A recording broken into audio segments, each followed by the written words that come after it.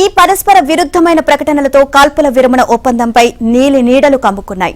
అటు ఇజ్రాయెల్ గాని ఇరాన్ అధికారులు గాని ఎలాంటి ఒప్పందాన్ని బహిరంగంగా ధృవీకరించలేదు.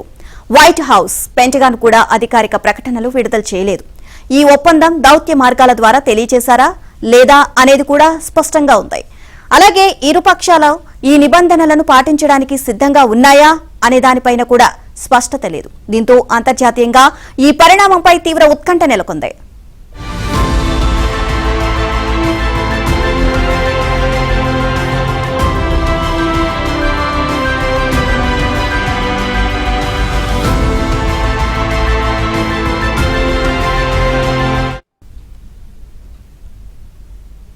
ఓవైపు ఈ చర్చ నడుస్తుండగానే ఇజ్రాయెల్ పై ఇరాన్ ఈ ఉదయం మరోసారి దాడులకు దిగింది.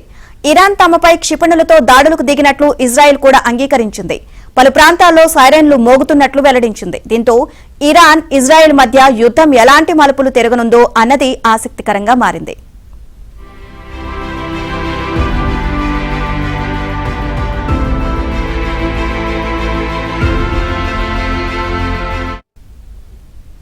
కోరల్గిది అంశానికి సంబంధించి మరిన్ని అప్డేట్స్ మా ఢిల్లీ కరెస్పాండెంట్ సతీష్ అడిగి తెలుసుకుందాం. సతీష్, నీలిమ, ఇరాన్ ఇజ్రాయెల్ నెలకొన్న యుద్ధం నేపథ్యంలో ఆపరేషన్ సింధు కొనసాగుతుంది. కేంద్ర ప్రభుత్వం భారతీయులందరినీ కూడా స్వదేశానికి తీసుకొచ్చేందుకు ఇప్పటికే ఏర్పాట్లు చేస్తుంది. ఇక ఇరాన్లో నెలకొన్న తాజా పరిణామాల నేపథ్యంలో కేంద్ర విదేశాంగ శాఖ కూడా కాసేపటి క్రితమే ఒక ప్రకటన చేసింది. దాదాపు ఇరాన్ నుంచే 2300 మందికి పైగా కూడా ఇప్పటి వరకు కూడా భారతీయులందరినీ కూడా స్వదేశానికి తీసుకొచ్చినట్టు ప్రకటన చేశారు. ఇక ప్రధానంగా తెలుగు రాష్ట్రాలకు సంబంధించిన విద్యార్థులంతా కూడా ఎంబీబీఎస్ చదువుకునే వాళ్ళు కావచ్చు, వివిధ ఉద్యోగాలు చేసేవారంతా కూడా ఇరాన్ కావచ్చు, ఇజ్రాయెల్లో కూడా నివాసం ఉంటున్నారు. ప్రస్తుతం కొంతమంది విద్యార్థులు వచ్చారు. వారంతా కూడా ఎంబీబీఎస్ చదువుతున్నట్టు, ఇరాన్కు సమీపంలో ఉంటున్నట్టు చెప్తున్నారు. వారిని కాసేపటి క్రితమే ఢిల్లీ తీసుకొచ్చింది కేంద్ర ప్రభుత్వం. ప్రస్తుతానికి వారు ఆంధ్రప్రదేశ్ భవన్లో ఉన్నారు. మనతో మాట్లాడేందుకు నంద్యాలకు చెందిన విద్యార్థి ఎంబీబీఎస్ చదువుతున్నారు ప్రస్తుతానికి ఇరాన్లో. ఎట్లా ఉంది అక్కడ పరిస్థితి, ఏం చెప్తున్నారు? మీరు ఏం చదువుకోవడానికి వెళ్ళారు? మేము ఎంబీబీఎస్ చేయడానికి వెళ్ళాం ఇరాన్కి, కెర్మాన్ మెడికల్ యూనివర్సిటీ కెర్మాన్లో. మేము లాస్ట్ ఇయర్ జూన్లో వెళ్ళిపోయాం. ఇప్పటి వరకు మేము 1.5 year ఉన్నాం అక్కడ. మాది ఇప్పుడు సెకండ్ ఇయర్. వార్ సిచ్యువేషన్ వచ్చి ఇప్పటికైతే సీజ్ ఫైర్ ప్రకటించారు. మేము ఉన్నప్పుడు కూడా మాకైతే అంతగా మేమున్న ఏరియాలో అయితే మాకు వార్ అంతగా డిస్టర్బెన్స్ అయితే ఏం లేదు. అండ్ ఇండియన్ ఎంబసీ వాళ్ళు అయితే మాకు బాగా ఫెసిలిటీస్ అన్న మాకు ప్రొవైడ్ చేసి బస్సెస్ అని and hotel stay and flight tickets అని అరేంజ్ చేసి మమ్మల్ని ఢిల్లీ వరకు తీసుకొచ్చారు. మాకైతే ఏమి ఇబ్బంది అయితే కలగలేదు. కానీ నరేందర్, అక్కడ ఉన్న పరిస్థితులు చెప్తున్నాను, ఉండే యూనివర్సిటీకి దాదాపు టెహరాన్ 1000 kilometers ఉంటుందని చెప్తున్నావు కదా. నీకు ఆ బాంబుల శబ్దాలు అవన్నీ అట్లా వినిపించినాయా? అట్లాంటి పరిస్థితి ప్రస్తుతం మీరున్న యూనివర్సిటీ పరిధిలో ఉందా? లేదు, ఇప్పటికైతే మాకైతే అక్కడ నుంచి వచ్చేసాం కాబట్టి మాకైతే ఏం ఇన్ఫర్మేషన్ అయితే లేదు. మేము అక్కడ ఉన్నప్పుడు అయితే మాకు ఏ మిసైల్ అటాక్స్ అని న్యూస్ అయితే మాకు వచ్చింది, కానీ మేము ఎటువంటి ఇంటర్సెప్షన్స్ కానీ గాల్లో పేలడాలు అవన్నీ ఏం చూడలేదు. అంటే ఎంతమంది స్టూడెంట్స్ ఉన్నారు మీతో పాటు? వాళ్ళు ఎంతమందిని ఇంకా మీతో పాటు ఇక్కడ తీసుకొచ్చారు? మాతో పాటు మొత్తం కెర్మాన్ మెడికల్ యూనివర్సిటీలో Kashmiris, south Indians and north Indians మొత్తం కలిపి దగ్గర 260 స్టూడెంట్స్ ఉన్నారు. ఎస్టర్డే నైట్ 11:30కి ఫ్లైట్ అరేంజ్ చేసి అంతా మొత్తం 260 స్టూడెంట్స్ని ప్లస్ 50 దాకా అక్కడికి విజిట్ అయిన టూరిస్ట్ని, మన ఇండియన్ టూరిస్ట్ని మొత్తం మన వాళ్ళు ఎవాక్యువేట్ చేశారు. దాదాపు ఇరాన్ ఇజ్రాయెల్ మధ్య పెద్ద యుద్ధం జరుగుతుంది. ఆ యుద్ధానికి సంబంధించి పెద్ద ఎత్తున కూడా అంతా ఎవాక్యుయేషన్ బాగుంది. మీకు భయం అనిపించలేదా?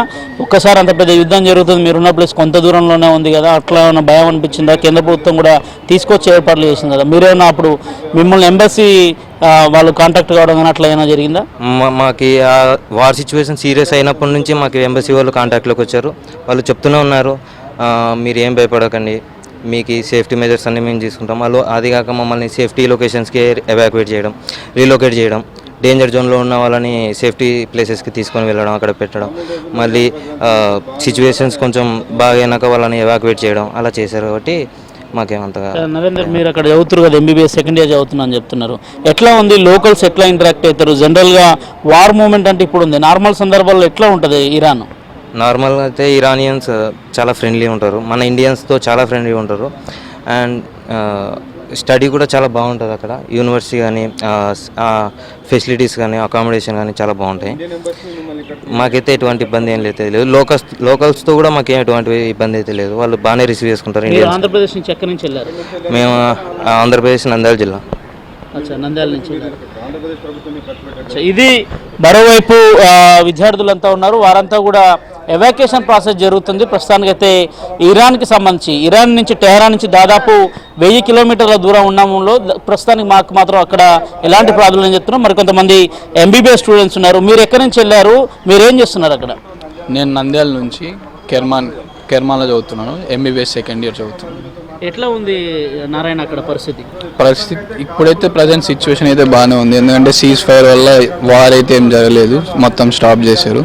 ముందు ఎలా ఉంటుంది ఇది ఓవరాల్గా ప్రస్తుతానికి మాత్రం టెహరాన్కి దూరంలో ఉన్న సమీపంలో ఉన్న వారికి మాత్రం ఎలాంటి ఇబ్బందులు, కానీ టెహరాన్ సిటీలో మాత్రమే కొంత భీకరమైన యుద్ధ వాతావరణం నెలకొంది. కానీ ప్రస్తుతానికి అటు ఎంబీబీఎస్కి సంబంధించిన విద్యార్థులకు ఇక్కడ కూడా ఎలాంటి నష్టం జరగలేదని చెప్తున్నారు. వారికి నార్మల్గానే ఈ నెలలో జూలైకి సంబంధించి ప్రధానంగా హాలిడేస్ ఉంటాయని చెప్తున్నారు. ప్రస్తుతానికి మాత్రం ఎంబీబీఎస్ స్టూడెంట్ తెలుగు రాష్ట్రాలకు సంబంధించిన వాళ్ళు అతి తక్కువ మంది ఉన్నారు. వారిని ఇప్పటికే ఎవాక్యుయేషన్ ప్రాసెస్లో భారత్కు తీసుకొచ్చారని కూడా విద్యార్థులు